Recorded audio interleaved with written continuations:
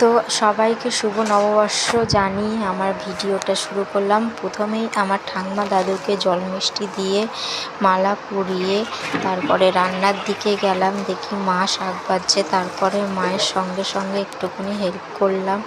তারপরে মা রান্না করছে।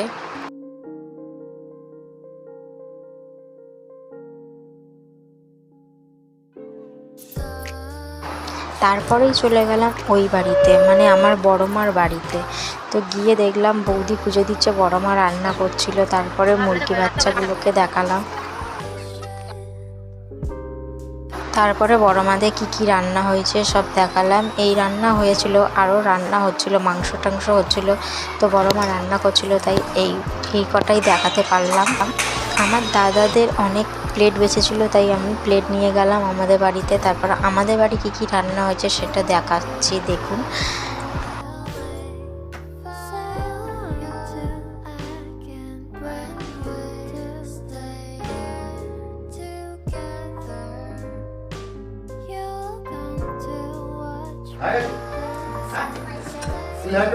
তারপর মা দাদুদের খেতে দেবে বলে খাবার তুলে নিল, দাদুদের দাদু ঠাম্মাকে খেতে দিল।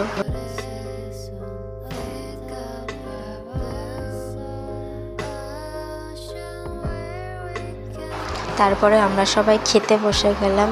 তো ভিডিওটা ভালো লাগলে অবশ্যই লাইক, শেয়ার, সাবস্ক্রাইব